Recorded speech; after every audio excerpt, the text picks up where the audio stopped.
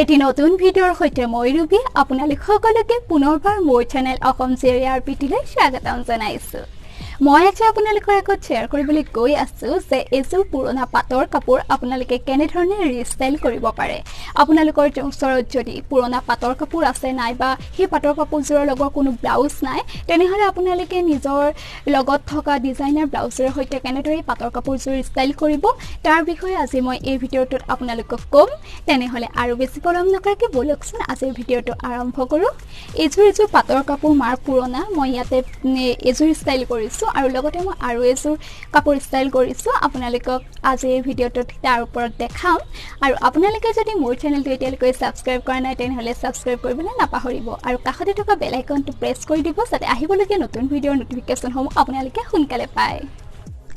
first লুকটোৰ কাৰণে মই ইয়াতে মাৰ বহু পুৰণি পেষ্টেল কালাৰৰ পাটৰ কাপোৰযোৰ পিন্ধিছো আৰু মই ইয়াতে প্লিটছ বনাই লৈছো আসলটোত আৰু লগতে ইয়াতে যেহেতু অলপমান সৰু সৰু পিংক কালাৰৰ বুটা আছিল সেই কাৰণে মই এইযোৰ পিংক কালাৰৰ ব্লাউজ এটাৰ লগত পেয়াৰ কৰিছো আৰু লগতে মই যেহেতু এইযোৰ ব্লেক কালাৰৰ হিল পিন্ধিছো সেই কাৰণে এটা ব্লেক কালাৰৰ ওৱাচ পিন্ধিছো আৰু অসমীয়া শিলিখা ইয়েৰিং পিন্ধিছো আৰু লগতে গোল্ডেন কালাৰৰ এটা ৰিঙৰ লুকটো কমপ্লিট কৰিছো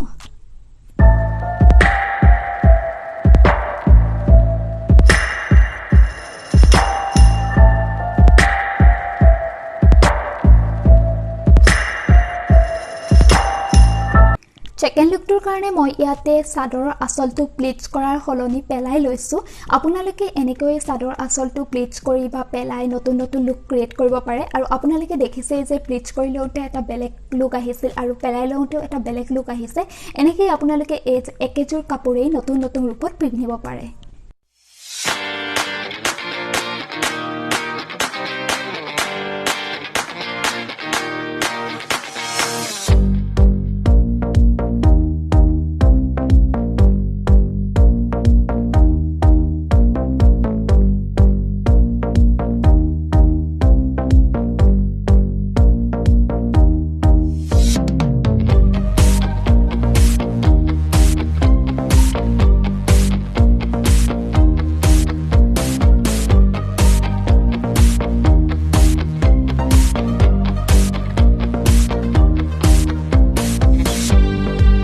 থাৰ্ড লুকটোৰ কাৰণে মই ইয়াতে এযোৰ পিচি পিংক কালাৰৰ কাপোৰ পিন্ধিছো আৰু মই ভাবো যে পিচ কালাৰটোৰ লগত ব্লেক কালাৰটো দেখি বহুত ধুনীয়া লাগে সেই কাৰণে মই ইয়াতে এটা ব্লেক নেটৰ ব্লাউজ পিন্ধিছো আৰু জুৱেলাৰীবিলাক মই একেই ৰাখিছো আগৰযোৰৰ নিচিনাকৈ ইয়াতে যেহেতু গোল্ডেন কালাৰৰ ফুল আছিল সেই কাৰণে মই ইয়াতে অসমীয়া শিলিখা ইয়েৰিংযোৰ পিন্ধিছো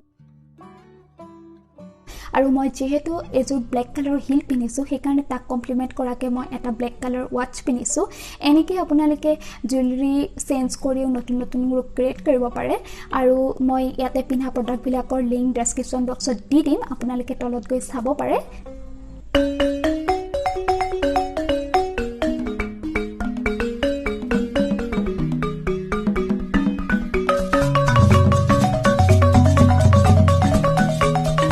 লুকটোৰ কাৰণে মই জুৱেলাৰী হিল সব একেই ৰাখিছো আৰু খালি চাদৰৰ আসলটো পেলাই লৈছো আপোনালোকে দেখিলে গম পাব যে আমি যদি চাদৰৰ প্লিটছ বনাই লওঁ তেতিয়াহলে আমি এটা সেমি ফৰ্মেল লুক পাওঁ আৰু যদি আসলটো পেলাই লওঁ তেনেহলে আমি এটা ৱেডিং ড্ৰেছ লুক পাওঁ তেনেকৈ আপোনালোকে চাদৰৰ আসলৰ লগত অলপমান প্লে ৰাউণ্ড কৰি পেলাই নতুন নতুন লুক ক্ৰিয়েট কৰিব পাৰে আপোনালোকে আজি লুক কিটা চাই কেনেকুৱা লাগে মোক কমেন্ট কৰি নিশ্চয় জনাব